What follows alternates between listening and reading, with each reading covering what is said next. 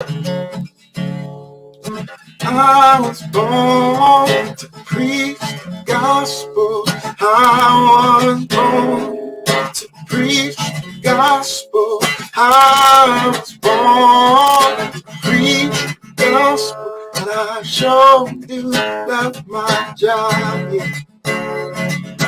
I was born to preach the gospel. I was born to preach the gospel.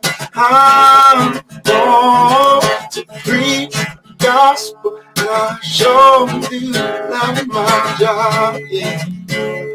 Yes, I really love my job. I'm a disciple that makes disciples that makes disciples. Oh, I'm a disciple that makes disciples that makes disciples. I'm a disciple that makes disciples that makes disciples. Yes, I'm a disciple that makes disciples that makes disciples. I'm a disciple that makes disciples that makes disciples. I'm a disciple that makes disciples that makes disciples. Get firmly rooted. So let's get firmly rooted. Let's get firmly rooted. So let's get firmly rooted. Oh, I'm a disciple that makes disciples that makes disciples. I'm a disciple that makes disciples that makes disciples. I'm a disciple that makes disciples that makes disciples. Let's get firmly rooted. Firmly rooted. Let's get firmly rooted.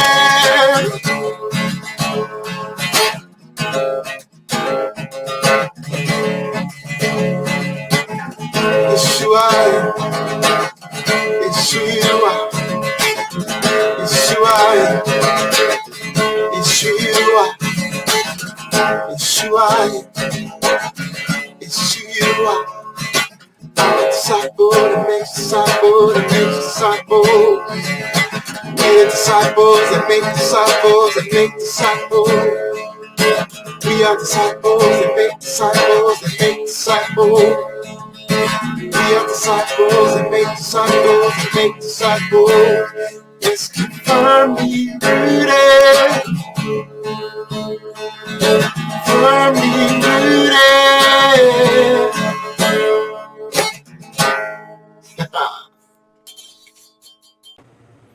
Firmly Rooted family, good morning and happy Tuesday morning. A cold one today. I think it was 18 or 19 degrees when we got up. The sun is shining. It is beautiful outside. Welcome, welcome, welcome. Let's see. Pamela C., good morning. Bert Reggiani, good morning. Jackie Matus, good morning. Dave Donnelly, good morning. Vivian Davis, yes, correct. It's cold out. Greg Ray, Firmly Rooted Greendale, good morning, good morning. Pastor Grigsby, good morning. Ava Thompson, good morning, Ava, good morning. Brian Vlaming, good morning to you and Judy. Had some microphone issues during the men's devotion, but it seems like we're okay right now. Anne-Marie, good morning. Anne-Marie Johnson and then Anne-Marie Bell side by side this morning. So we're going to get into Matthew 18, some big stuff in Matthew 18. Big stuff. So we're going to chunk it up in little pieces to try to get it all. Not even sure that I'll get this whole reading in. I might have bit off more than I can chew. Let's read it and discuss it as we go. At that time, the disciples came to Jesus and asked, "Who is the greatest in the kingdom of heaven?" So, first of all, we have to realize we focus so much on the greatest, right, in the question, rather than the fact that they're finally acknowledging that Jesus is talking about another kingdom. he is successfully beginning to get them to split their understanding. That it was never about building a kingdom on this earth. It was about a kingdom of God that was going to infiltrate this earth, this temporary earth, and save souls, and ultimately there'd be a judgment and a separation between the two kingdoms, and the old is going to be gone and a new heaven and a new earth. So he is successfully beginning to get the disciples to comprehend the fact that there are two kingdoms, and they are now being invited into believing in, understanding, and living according to a new kingdom. And so they ask the question, who's the greatest in that kingdom? What's the pecking order? Who gets to be deemed the highest of respect, and maybe who not? Jesus called a little child and had him stand among them. Jesus heard the question, and he asked a young boy to come stand next to him. Boy, oh boy, if we don't understand, we got to grab hold of here. What are you doing? Jesus, what are you doing? You might begin to understand the kingdom of God, but you don't fully understand it. And so Jesus says to them, I tell you the truth. Unless you change and become like little children, you will not even enter the kingdom of God. Don't be asking about who's the greatest in the kingdom. It's already the wrong question.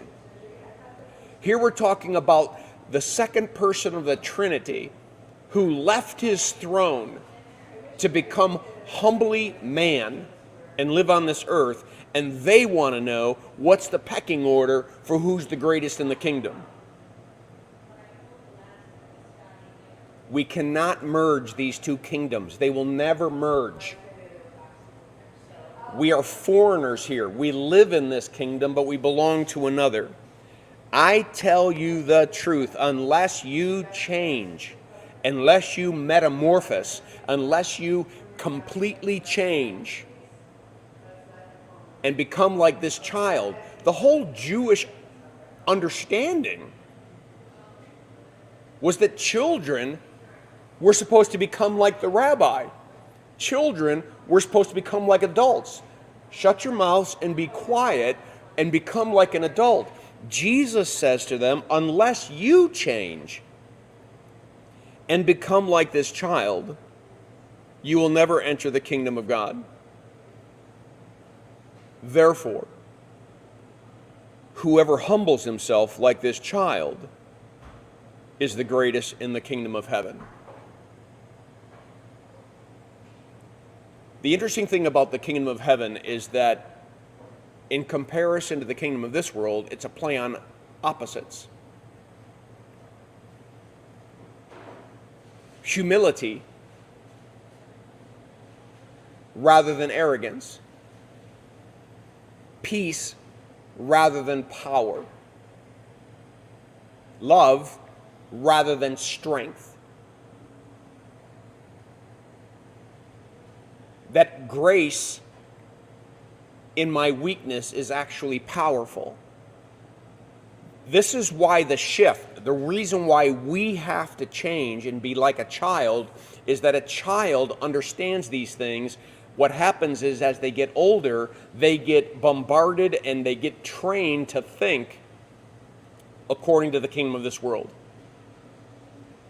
Jesus is telling us that we have to completely die to the way that we've been indoctrinated by the kingdom of this world, and we need to be retaught the truth from God's kingdom's perspective. Humility, humbleness, meekness. Blessed are the poor in spirit. Blessed are the meek. Blessed are those who hunger and thirst for righteousness. This child who believes in me, this child who believes in me, you need to become like this young boy. Not expect this young boy to become like you. The more this boy becomes like you, the less he's prepared for the kingdom. And unless you become like this child, you will not enter the kingdom of God. I think I'm going to leave it at that, because I was going to do about 7 more verses, but I don't have time. All right. Are you with me? Are you with me? Listen, meditate on this. I tell you the truth, unless you change and become like this little child, you will never enter the kingdom of God.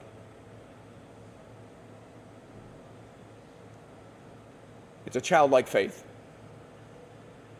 that he seeks from us. That we remind ourselves that although we're adults, we are simply children to a good Father. All right, that's what I have for you. I pray that this devotion was a blessing to you. Have a great day. Make it a firmly rooted day, and may someone see Jesus in us today. Peace.